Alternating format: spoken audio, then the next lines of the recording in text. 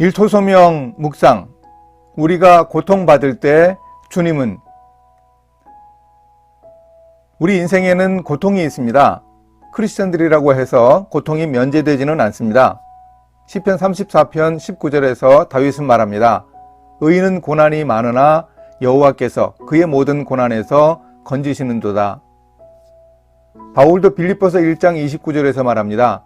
그리스도를 위하여 너희에게 은혜를 주신 것은 다만 그를 믿을 뿐 아니라 또한 그를 위하여 고난도 받게 하려 하심이라.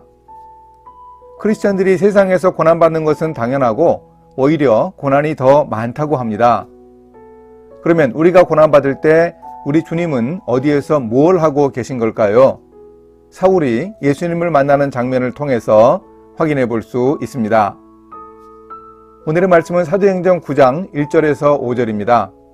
사울이 주의 제자들에 대하여 여전히 위협과 살기가 등등하여 대제사장에게 가서 다메섹 여러 회당에 가져갈 공문을 청하니 이는 만일 그 도를 따르는 사람을 만나면 남녀를 막론하고 결박하여 예루살렘으로 잡아오려 함이라.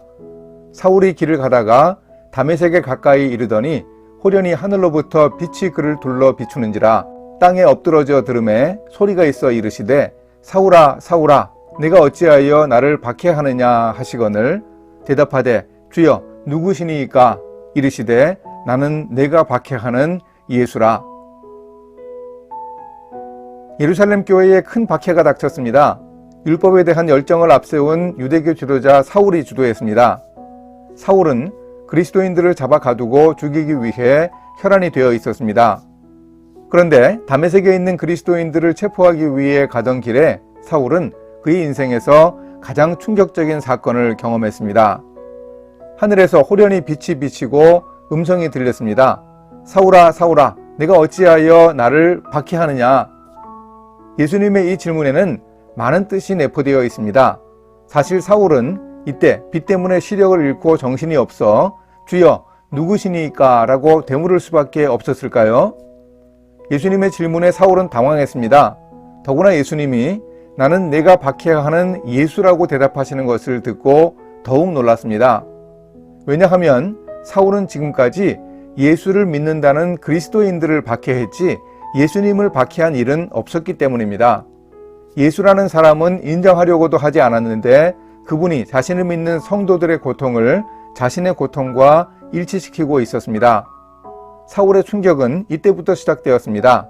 이 사울이 결국 예수님을 믿었고 초대교회의 복음 전파에 큰 역할을 감당합니다. 그 큰 일을 감당할 수 있는 힘과 용기를 바로 이때 예수님이 해주신 말씀을 통해 얻었을 것이라고 저는 생각합니다. 사울과 예수님의 대화를 통해서 우리는 어떤 교훈을 얻을 수 있습니까?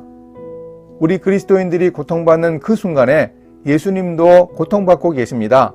이 사실은 고통받는 그리스도인들에게 크나큰 힘이 아닐 수 없습니다. 현재 고통을 겪고 있더라도 우리가 낙심하지 말아야 합니다. 주님이 우리를 포기하지 않으십니다. 주님께서 우리와 함께 고통받으십니다. 그저 나 몰라라 하지 않으십니다. 일터에서 겪는 고통이 심해서 좌절할 때도 있지만 사울이 예수님을 만나는 자리에서 들었던 이 중요한 말씀을 명심합시다. 우리가 고통받는 바로 그 현장에서 예수님은 박해받고 계십니다. 그 예수님이 우리를 고통에서 이기게 하시고 어려움을 극복할 힘을 주십니다.